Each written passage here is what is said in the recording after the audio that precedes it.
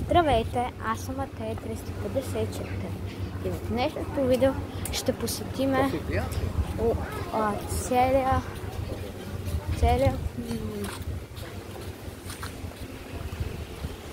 всички лодки ще посетим и целия хей, по-точно.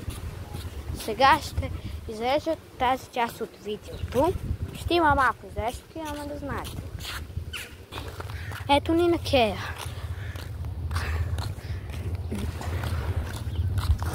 Време да покажа.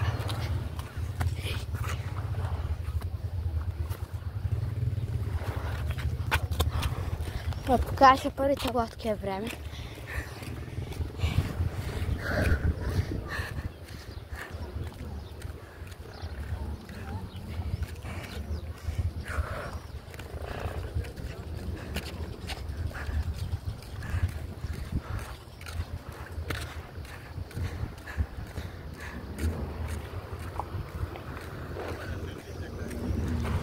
Wow. Thank you. Мале, много бърз. Бюджет. Мале, пишете, ако искате да почете цяло.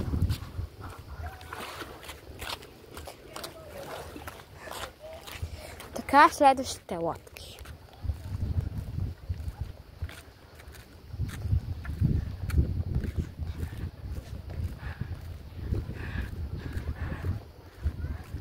Яхтата. Не мога да ви я покажа, защото аз мога да се телепортирам в морето и да стоя нагоре. Както се знае, не съществуват магиите. Сега искам да ви покажа една част от видеото. Е тази мощната лодка, която стигна много бързо до островът, който ще ви го покажа този път наистина. Вярвайте.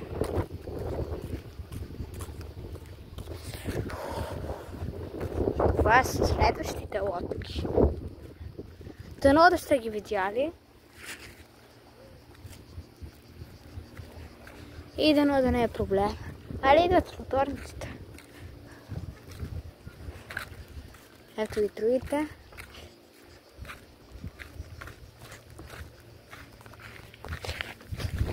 Моля ви, извинявайте. Имаше боболечка. Ще ме хапе.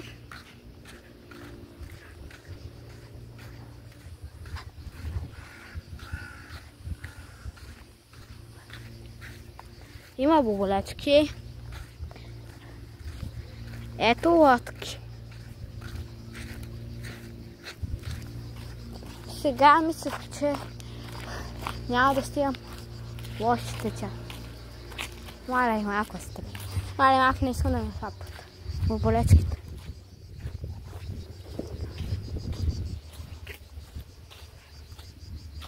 Тук има възможност да видя Ирак. Все пак съм сам. Ето следващите боболечки. За да мога... Аз пък боболечки лодки, т.е.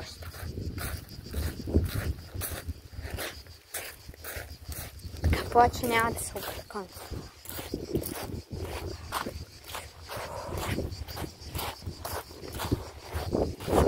Така. Сега е време да спрем само за малко видеото, ето следващите лодки. Някои са рибарски, други са за плуване, където поискаш.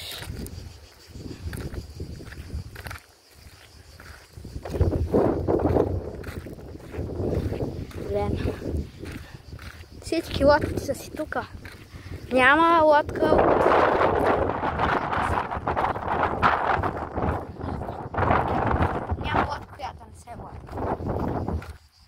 Ето първата рибарска лодка. Дано да ви ги показвам точно. Малко ще ми е по-трудно и затова малко от по-близко ще ви ги показвам.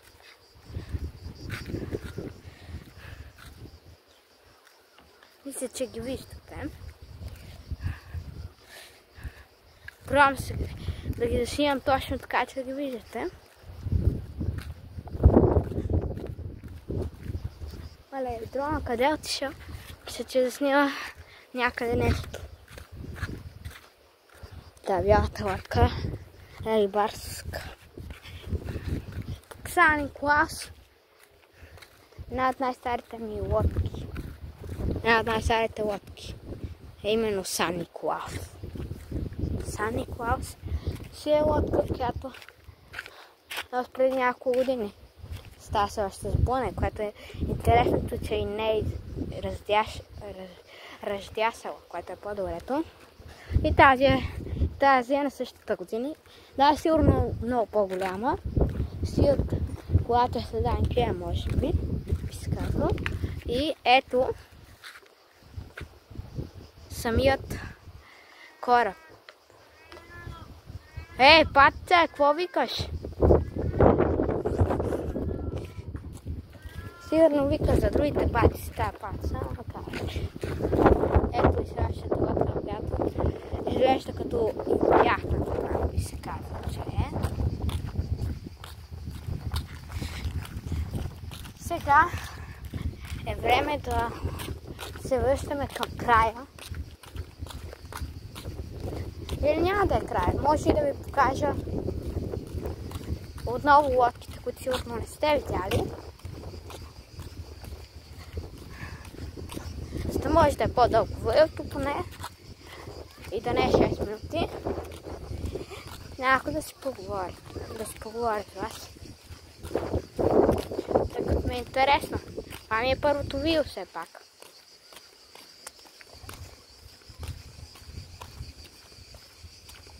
Сега ще трябва да изрежа може би част. Но няма да я изряза.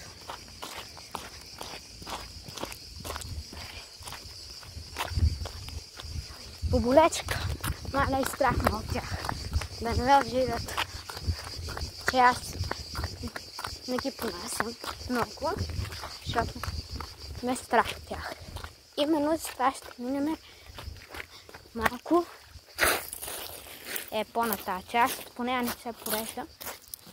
Едно да няма раци. Маля без да иска бутнах това на лодката.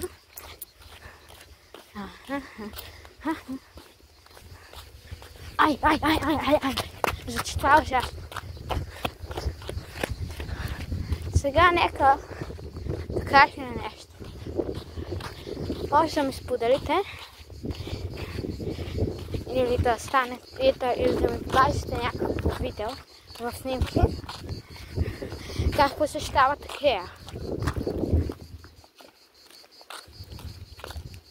Малей, сега ако ви покажа колко е мощен този звяр, именно, ще се види колко е мощен.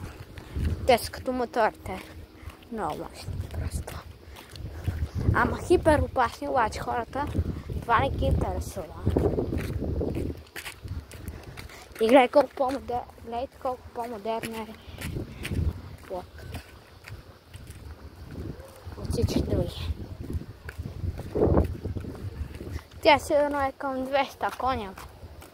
Просто може като е нормално. Това е Меркурий. Hello. Това е Меркурий.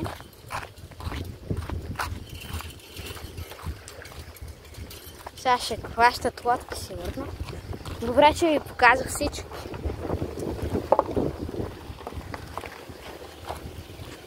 Сега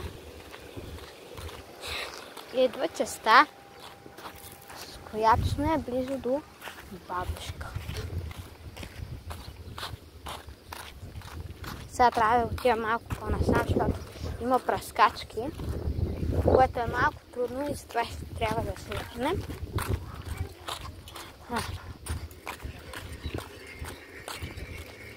И пишете долу в коментарите, освен това, че като видите Кей, кажете ми коя лодка най-много ви хареса. Мен най-много ми хареса една богата. Не е това. 100%. Мен нито една не ми е харесала, защото всичките си ги обичам от сърце. Това не се отравя лошо, защото ще писне.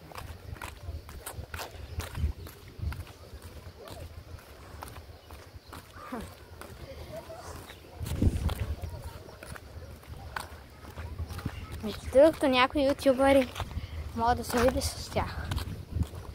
Ако сте виждали Брани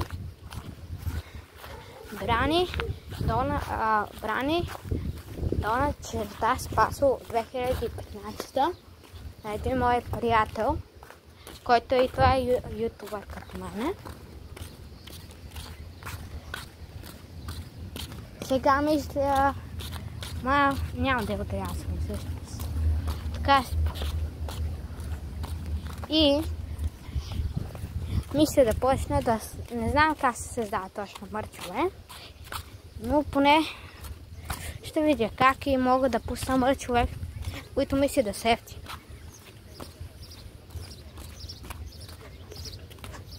Скоро сме към края на видеото.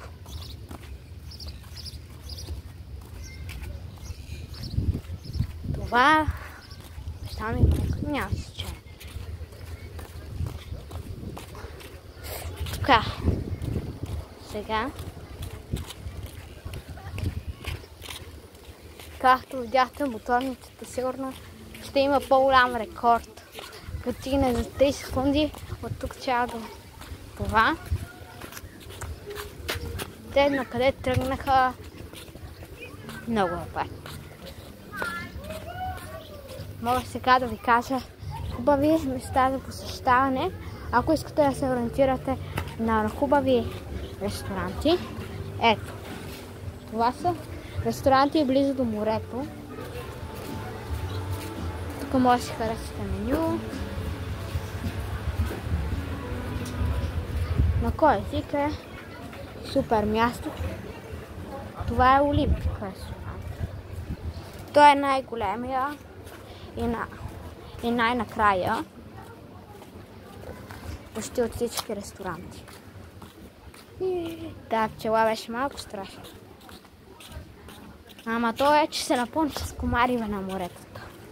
И е малко дразнещо, защото не може да се спи. Скоро ще преминем и към тази част, която ще свършва видеото.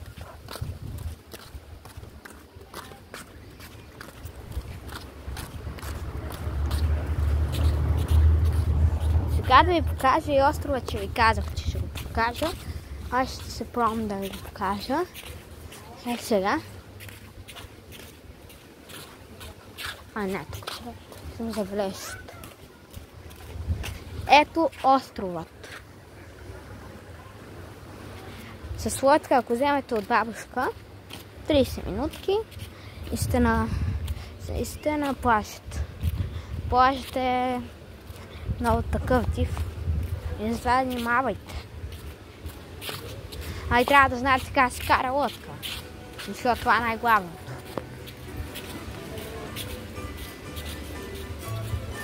Ето също един ресторант.